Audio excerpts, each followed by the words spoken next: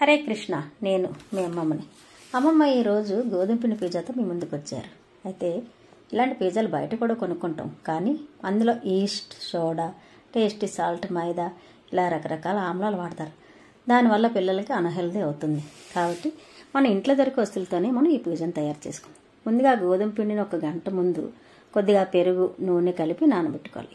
దాన్ని ఈ విధంగా చపాతీ చేసుకొని దానికి హోల్స్ చేసి మనం ఈ పిజ్జాని దీని మీద పిజ్జా సాస్ వేసుకొని ఇలా అప్లై చేయాలి.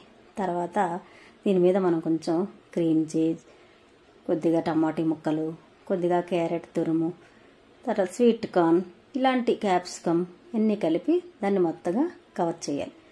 కవర్ చేసిన తర్వాత ఈ పిజ్జాని మనం దలసరిగా పాముకోవాలి. ఎందుకంటే పలసగా పాముకుంటే అది బేగా మాడిపోతుంది. అయితే ముందు కన్నాలు పెట్టుకున్నాం కదా, అవి ఎందుకు పెట్టుకున్నామంటే ఈ లోపల వేసిన పదార్థాలన్నీ ఆ హోల్స్ ద్వారా హీట్ ఎక్కి ఆ యొక్క లోపల పచ్చిదనం లేకుండా ఉడుకుతాయి అన్నమాట. అయితే ఇలా తయారు చేసుకున్న తర్వాత పైన మనం ఈ చీజ్ని ఇలాగా మొత్తం కవర్ చేయాలి. ఎలా కవర్ చేయాలంటే నేను ఒక పిజ్జా తయారు చేశాను, ఆ విధంగా చేసి చూపించాను.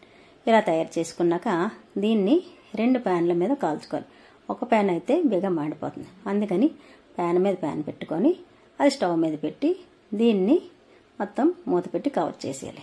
ఇది ఉడకడానికి 10 నుండి 15 నిమిషాలు టైం తీసుకుంటుంది. అయితే ఈ పిజ్జా చాలా హెల్దీగా ఉంటుంది. ఎందుకంటే అన్నీ వేసిన కాయగూరలు కాబట్టి పిల్లలకి కూడా చాలా రుచికరంగా నచ్చుతుంది. తర్వాత క్రిస్పీగా కూడా ఉంటుంది. ఎందుకంటే గోధుమ పిండి కాబట్టి కరకరలాడుతూ బాగుంటుంది తినడానికి.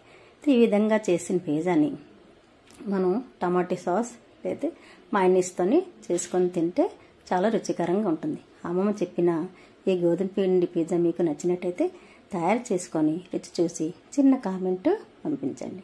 హరే కృష్ణ హరే కృష్ణ కృష్ణ కృష్ణ హరే హరే, హరే రామ రామ రామ హరే హరే.